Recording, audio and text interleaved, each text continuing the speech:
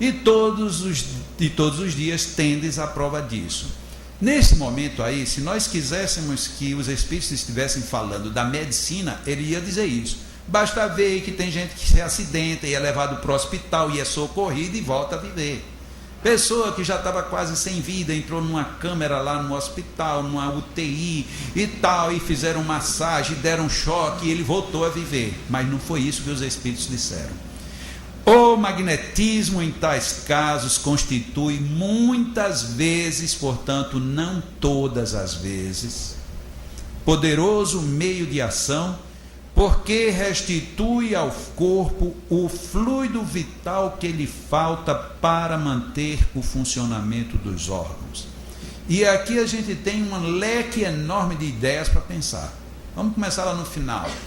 O fluido vital para o funcionamento dos órgãos. Tanto eu posso entender que o fluido vital só existe para o funcionamento dos órgãos, como eu posso também entender que o fluido vital tem um tipo dele, tem uma variação dele, que é destinada para a manutenção dos órgãos.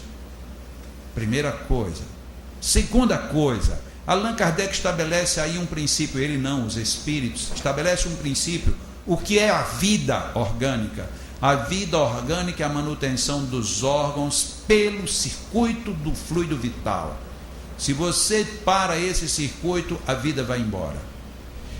Vamos agora para a cabeça da questão de Allan Kardec. Se você está com os laços prestes a se romperem, a gente pode prolongar essa vida? Pode. Dando o quê? Fluido vital. E quem é que dá o fluido vital? O magnetismo. Magnetismo de quem? Dos espíritos? Não. Por quê? Porque espírito não tem fluido vital. Quem tem fluido vital são os homens. E aí a gente chega aqui num primeiro grande choque que a gente tem com o que a gente aprende. Pelo menos com o que eu aprendi. Eu aprendi durante a vida inteira isso. Quem dá a moratória são os espíritos. Os espíritos, eles podem até definir que você vai ser socorrido para receber uma moratória. Mas quem dá a moratória é um encarnado. Ele tem que ter fluido vital para você poder absorver o fluido vital, senão não tem jeito. E sempre resolve, não, tanto que os espíritos disseram muitas vezes e não todas as vezes. Por isso é que tem gente que já está à morte e a gente pode doar fluido quanto der e não resolve mais, porque tem esses outros casos. Eu tenho uma experiência muito feliz e que lá no final ela se transformou numa experiência muito dolorosa como magnetizador. Um dia meu pai, muito mal de saúde, estava num hospital. E minha mãe me telefonou num sábado, às 2h da tarde, meu filho, venha visitar seu pai, vem aqui porque eu acho que ele vai embora hoje. Mas mãe, eu vou fazer uma palestra agora. Disse, meu filho, venha. E eu aprendi que a coisa, qualquer homem do sexo masculino, ele só é inteligente, não se ele tiver curso, se ele estudar, não, se ele entender que a mulher tem razão.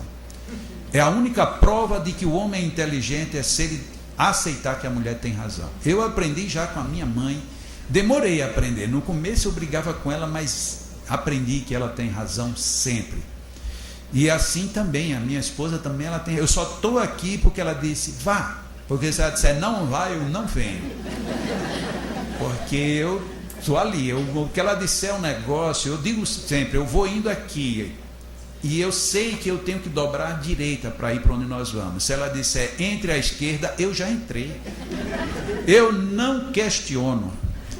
Depois que eu entro, ela faz assim, ai, eu me enganei. Eu digo, não tem problema, a gente volta. E uma vez eu fiz isso, ela olhou para mim e disse, mas você sabia que era para o outro lado. Eu disse, não, eu nem me dei conta. Porque essa é a minha inteligência. Porque se a mulher disser que é para lá, e você entrar e depois disser, eu sabia que estava errado, não adiantou de nada. Não adiantou de nada. Você tem que concordar até o fim. Concorda. Porque o preço de você ter razão, você vai sofrer tanto com isso que não vale a pena. Então, olha, pode ficar tranquilo. A mulher, ela está certa sempre. Sempre, sempre, sempre. Tem gente aqui que está de cara amarrada olhando para mim, mas não tem problema não, eu sou fiel a isso. E a minha mãe então disse, venha, e eu fui. E realmente cheguei lá, meu pai estava todo inchado, tinha parado de funcionar quase todos os órgãos, ele não conseguia mais falar, a língua desse tamanho na boca. E aí eu me aproximei dele e ele disse: meu filho, me leve para casa. Mas foi difícil entender isso, mas era o que ele queria. E eu disse: pai, não dá para o senhor ir.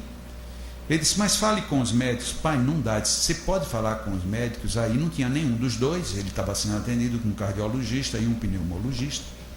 E eu liguei então para o pneumologista disse: olha, não tem a mínima chance de fazer mais nada com seu pai, nada, muito menos de levá-lo para casa. Liguei para o cardiologista, ele foi mais duro ainda, ele disse: olha, se prepare que no máximo segunda-feira você enterra o corpo do seu pai. Agora, se você já quiser enterrar amanhã, aí tente tirá-lo da maca, porque ele não vai chegar com vida na porta do elevador. Então eram notícias terríveis. E eu voltei para ele e disse: pai, não tem condições de senhor ir. Hoje não. Mas meu filho, eu não queria ficar aqui. Eu digo: eu sei, pai, mas eu não tenho como lhe levar. Os médicos não concordam, mas vamos ver o que a gente pode fazer, né? E aí naquilo eu peguei nos dois braços, peguei no braço dele com as minhas duas mãos e comecei a fazer uma doação não objetiva no sentido de procurar órgãos, mas comecei a doar. Sentia que estava doando muita energia para ele. E aí num dado momento parou aquilo, eu disse: eu tenho que ir porque eu tenho uma palestra. Eu disse: pai, eu vou fazer uma palestra, na volta eu vou buscar um amigo no aeroporto e aí eu venho lhe ver. Ele disse: você vem mesmo? Eu digo: venho. Eu saí da palestra, eu venho para cá. E eu fui, fiz a palestra, peguei o amigo no aeroporto e no caminho eu disse para ele que provavelmente já fôssemos encontrar meu pai desencarnado, mas ele estava muito inchado e todo entubado, tá? Perguntei para deixá-lo no hotel e ele disse: não, eu quero ir com você. Então nós fomos os dois para o hospital. Quando cheguei no hospital, meu amigo olhou para mim e ficou meio indignado comigo, porque eu disse que meu pai estava à morte. E quando eu chego lá, meu pai tinha desinchado e meu pai já estava começando a falar quase que normalmente. Os rins começaram a funcionar, de repente, aí começou a limpar tudo. Aí no domingo já tiraram as sondas, na segunda-feira que ele seria enterrado, ele foi para casa e viveu quase 3 anos. Isto é moratória, e é uma moratória magnética.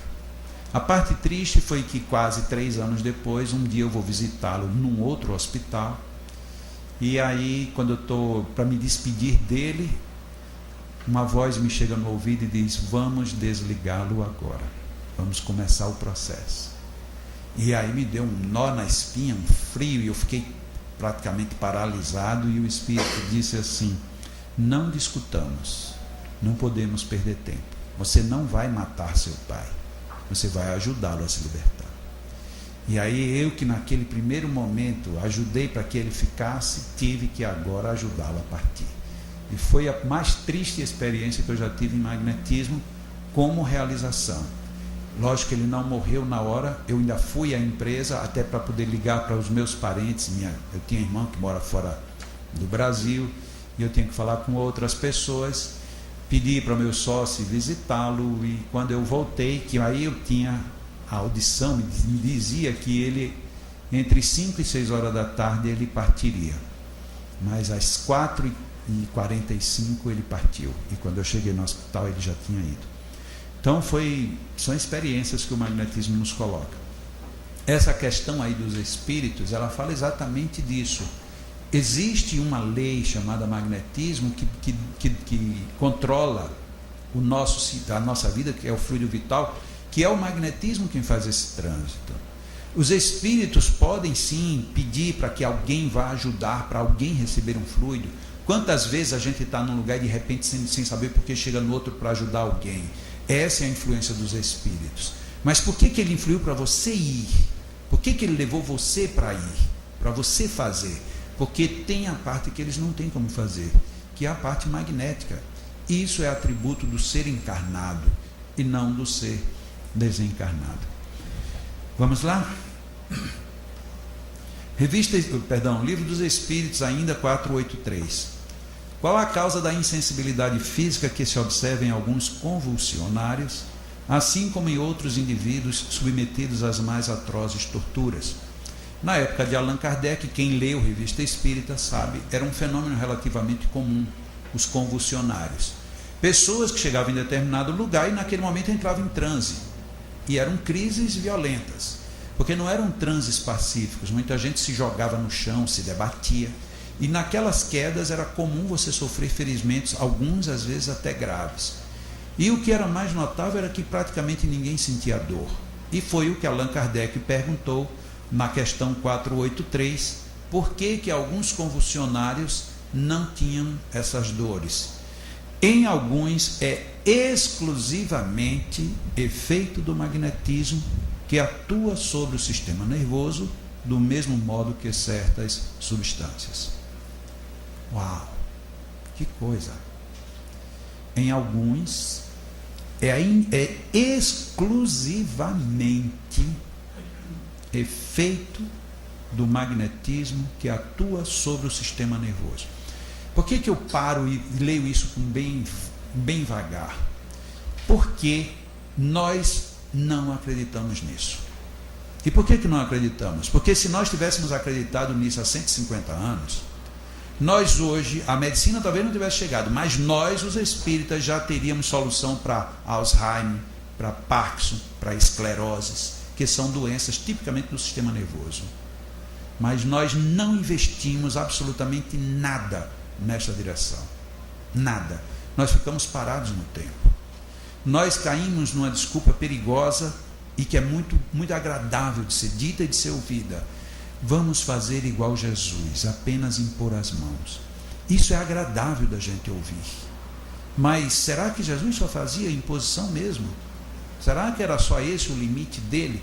Será que é só isso que o magnetismo, os espíritos, as criaturas esperam da gente? Ótimo. E quando alguém tem Alzheimer, o que a gente faz? Faz uma imposição onde? E por que as imposições não resolvem? A gente não pergunta, a gente não faz esse tipo de pergunta.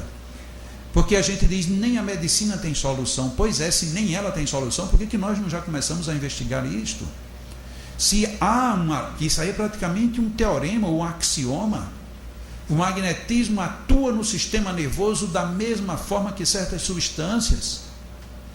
E como ele aqui está falando do sistema que não permite que a pessoa sinta dor, ou seja, um sistema analgésico, por que é que a gente não consegue isso de forma natural? Ah, mas eu conheço uma pessoa que você pode estar com a dor que tiver que ela tira, mas uma só. E como é que a gente faz para estudar por que essa pessoa consegue isso e os outros não conseguem? Nós ficamos parados no tempo. Nós duvidamos disso. Porque já era para a gente ter solução. Esta semana, para mim, na minha vida, toda semana, quase todo dia, eu recebo relatos, pessoas procurando soluções para as coisas as mais simples às mais absurdas. Mas esta semana, mais uma pessoa me procurou: Jacó, eu estou com o meu pai com Parkinson. Tem como resolver isso? E aí o que é que a gente diz? É doloroso. Você tem que dizer, ainda não.